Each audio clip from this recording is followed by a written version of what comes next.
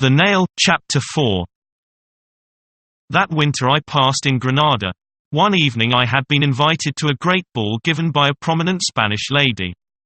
As I was mounting the stairs of the magnificent residence, I was startled by the sight of a face which was easily distinguishable even in this crowd of southern beauties. It was she, my unknown, the mysterious woman of the stagecoach, in fact, number 1, of whom I spoke at the beginning of this narrative. I made my way toward her, extending my hand in greeting. She recognized me at once. "Señora," I said, "I have kept my promise not to search for you. I did not know I would meet you here. Had I suspected it I would have refrained from coming, for fear of annoying you. Now that I am here, tell me whether I may recognize you and talk to you." "I see that you are vindictive," she answered graciously, putting her little hand in mine. "But I forgive you. How are you?" "In truth, I don't know. My health, that is, the health of my soul, for you would not ask me about anything else in a ballroom, depends upon the health of yours. What I mean is that I could only be happy if you are happy. May I ask if that wound of the heart which you told me about when I met you in the stagecoach has healed?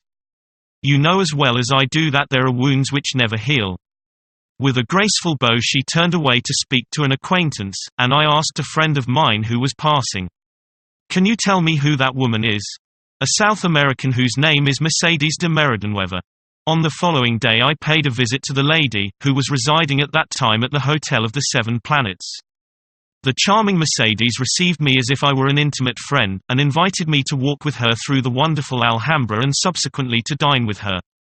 During the 6 hours we were together she spoke of many things, and as we always returned to the subject of disappointed love, I felt impelled to tell her the experience of my friend, Judge Zarco. She listened to me very attentively, and when I concluded she laughed and said, "Let this be a lesson to you not to fall in love with women whom you do not know." "Do not think for a moment," I answered, "that I've invented this story. Oh, I don't doubt the truth of it.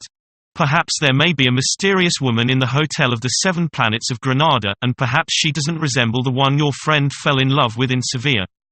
So far as I am concerned, there is no risk of my falling in love with anyone, for I never speak 3 times to the same man." "Señora, that is equivalent to telling me that you refuse to see me again." "No, I only wish to inform you that I leave Granada tomorrow, and it is probable that we will never meet again." "Never? You told me that during our memorable ride in the stagecoach, and you see that you are not a good prophet." I noticed that she had become very pale. She rose from the table abruptly, saying, "Well, let us leave that to fate. For my part, one repeat that I am bidding you an eternal farewell."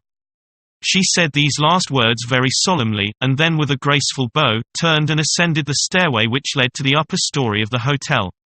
I confess that I was somewhat annoyed at the disdainful way in which she seemed to have terminated our acquaintance, yet this feeling was lost in the pity I felt for her when I noted her expression of suffering. We had met for the last time. Would to God that it had been for the last time. Man proposes, but God disposes.